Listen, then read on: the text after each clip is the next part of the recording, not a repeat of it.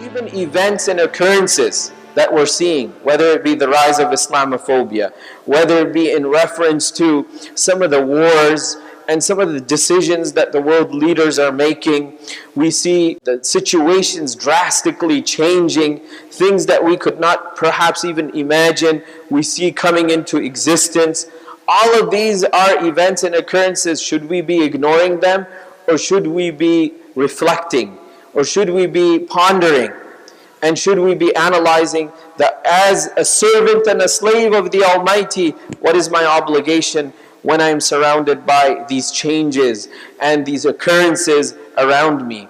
And we could see from the verses of the Holy Quran and the beautiful teachings of the Prophet Muhammad sallallahu alaihi wasallam that we need to always remain on the fitrah.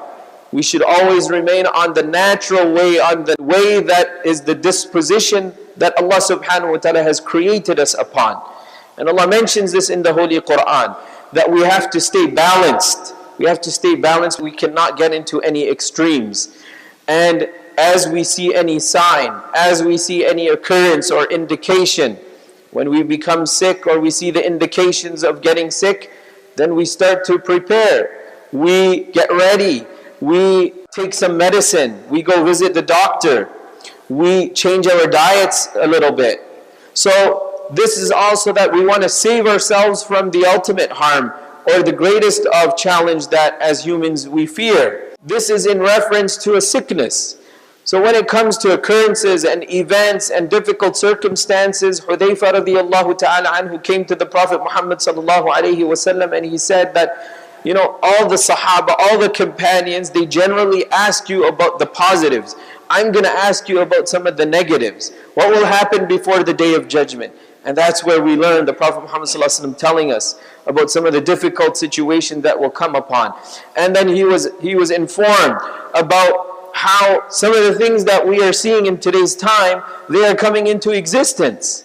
So the Prophet Muhammad ﷺ said, as long as you hold on to the teachings of the Quran and my teachings that I have left behind, you stay on the path of fitrah, on what we call sirat al-mustaqim, the straight path, you will be safe and secure.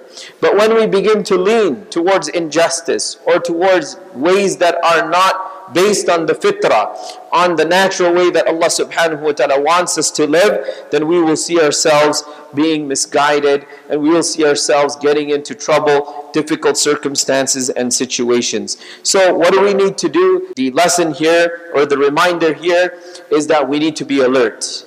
We need to be alert. We cannot be in a state of ghafla. In fact, in reference to the month of Sha'ban, the Prophet Muhammad ﷺ had actually said this. He said, some people are negligent about the virtues of this month. يَغْفُلُ النَّاسُ عَنْهُ. Some people are negligent about the virtues of this month, and then he explained why. He said because it falls between two great months, and that is Rajab and the month of Ramadan.